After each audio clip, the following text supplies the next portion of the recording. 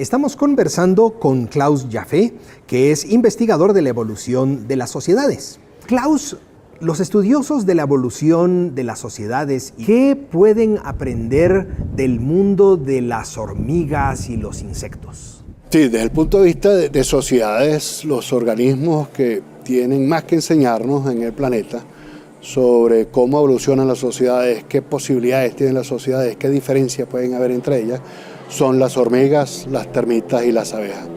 Son los organismos más sociales sobre la Tierra que conocemos. Hay otros muy sociales o eusociales, que se llama eso. Hay unas ratas eusociales en Sudáfrica, mole rats o ratas desnudas. Se acabó, o sea, no hay mucho más. Hay microorganismos sociales como los corales, las anémonas, pero en organismos más complejos, en organismos con actividades más sofisticadas. Yo creo que son los insectos sociales los que más nos tienen que enseñar. La evolución de las sociedades en hormigas tiene por lo menos unos 300, 400 millones de años y se han diversificado mucho. Tenemos sociedades agrícolas, tenemos sociedades ganaderas, tenemos sociedades tecnológicas que usan fermentación microbiana para vivir. Es decir, tenemos sociedades especializadas en cosas que los humanos recién ahora estamos empezando a descubrir, ¿no? O que descubrimos a la mitad de nuestra evolución. Entonces, en ese sentido, nos indican hasta dónde podemos llegar. O sea, la sociedad humana también nos enseña a las hormigas, no es estacionaria, las sociedades humanas están cambiando continuamente.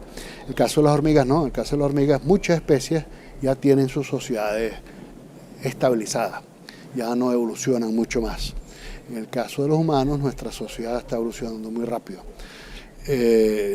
pero sí podemos saber la dirección hacia donde estamos desarrollándonos. Y la dirección es menos libertad individual, más control social. ¿Cuál es el límite? Hay sociedades donde ese límite es menor que el que tenemos en humanos, donde los individuos son más libres y la sociedad es menos coercitiva, menos común, y hay otras donde son casi un superorganismo, donde casi desaparece totalmente la libertad individual y solamente existe el organismo. El ejemplo más extremo es un organismo. Tu cuerpo lo puedes ver como una sociedad de células, donde cada célula coopera para el bien común, que es el organismo. Entonces, pero en ese caso la libertad de la célula es muy baja y la libertad o la cohesión del organismo es muy alta. Entonces en las sociedades tenemos esa dicotomía entre la parte que la compone y el total, ¿no? Y eso es fabuloso estudiarlo con hormigas, que tenemos todas las interfaces y todos los puntos intermedios, ¿no? ¿Por qué es fabuloso con las hormigas y no dijiste fabuloso con las abejas?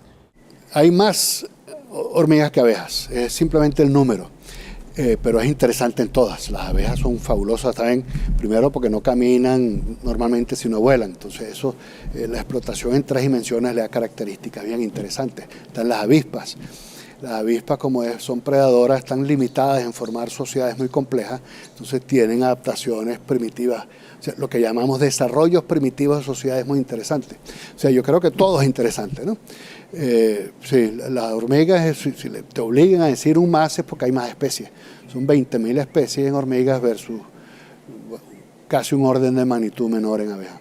Si tuviéramos que pensar, o si tuvieras que explicar, ¿cuáles son las 3 similitudes más notables y las 3 diferencias más notables entre las sociedades humanas y las de hormigas? ¿Podrías hacer esas 2 listas? Sí, yo creo que todas las sociedades se basan en la división del trabajo, todas, cosa que descubrió Adam Smith en el caso de los humanos, ¿no? Y que los biólogos estamos describiendo también desde hace algún tiempo. 2 es de que hay un balance entre libertad individual y cohesión social. O sea, desgraciadamente no hay forma de maximizar las 2 al mismo tiempo, hay un compromiso entre las 2.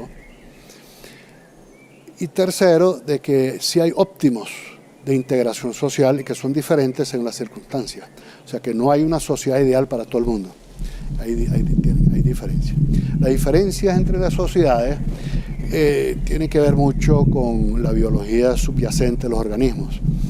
Es decir, sociedades de organismos diploides y sociedades de organismos haploidiploides, son características genéticas, son diferentes.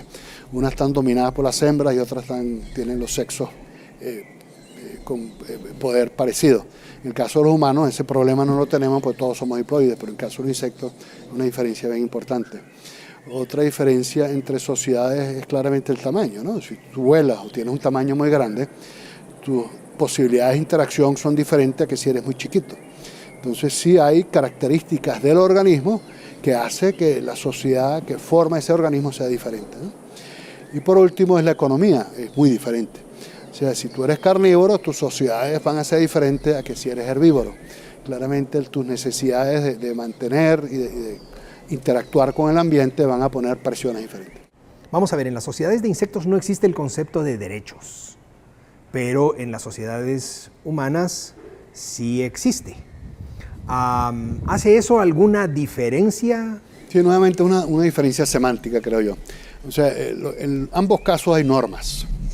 En el caso de los insectos, esas normas son implementadas por comportamientos manejados por instintos.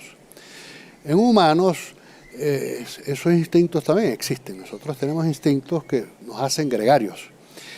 Lo que pasa es que son instintos más complejos, tenemos más capacidad de adaptación cultural al ambiente, y uno de esos mecanismos que hay para compatibilizar esos instintos con el funcionamiento de la sociedad es lo que nosotros inventamos como derechos y deberes. Pero se basa en instinto.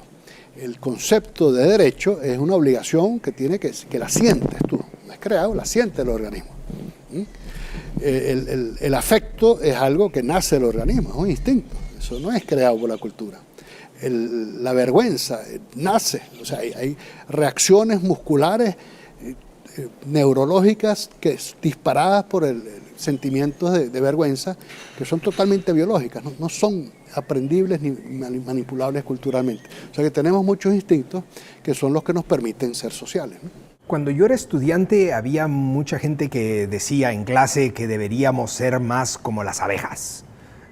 O no se mencionaban las hormigas, pero sí las abejas. ¿Deberíamos ser más como las abejas o podemos aprender algo de las sociedades de abejas en las sociedades humanas? Sí, indudablemente las abejas son más evolucionadas y más cohesionadas que las humanas, en el sentido de que hay menos libertades individuales y más integración grupal. Yo no creo que los humanos vayamos a evolucionar al punto que evolucionaron las abejas, por varias razones, empezando por el tamaño. Pero sí, en muchas cosas podemos aprender de las abejas. O sea, esas sociedades muy estructuradas se basan en reglas muy, muy simples. Reglas muy, muy simples que funcionan y que todos acatan. Eso hace una sociedad más coherente. Entonces, en nuestro caso, hay sociedades más cumplidoras de reglas, más ordenadas, más avanzadas, y sociedades un poco más anárquicas, menos cumplidoras de reglas y por lo tanto menos cohesionadas. Eso nos diferencia mucho en el continente americano, por ejemplo, los latinos y los del Caribe con los del norte. Eso son diferencias que las tenemos ahí. Y si uno las entiende y uno ve de por qué son así, estudiando abejas o hormigas, podemos entender más y manejar mejor nuestras sociedades. Pero todas tienen ventajas y desventajas. Sociedades más estructuradas tienen menos capacidad de adaptación en algunos casos. Sociedades menos estructuradas son más resilientes, son más adaptables al ambiente. Entonces hay ventajas y desventajas en cada caso. Y esas son las cosas que nos toca estudiar, pero las podemos estudiar solamente desde el momento que reconocemos que esa diferencia existe. Si no, no las podemos estudiar. Y recién todavía estamos tratando de batallar para que la gente acepte que esas diferencias existen. Finalmente, Klaus, si un estudiante se acerca y te pregunta cómo puedo aprender más sobre las hormigas y la relación de su sociedad con las sociedades humanas, ¿tienes algún libro, algún sitio web que recomendar? Sí, bueno, están los libros en inglés de Wilson, de sociobiología, nuevamente muy buenos. Yo tengo una versión en español para el público que se llama El mundo de las hormigas. Eso está libre en internet. Ponen El mundo de las hormigas con Klaus Jaffe y les aparece y lo pueden disfrutar con buenos dibujos y buenas explicaciones. Muchas gracias, Klaus, por compartir estas ideas con nosotros. Gracias. Y a ustedes también, muchas gracias.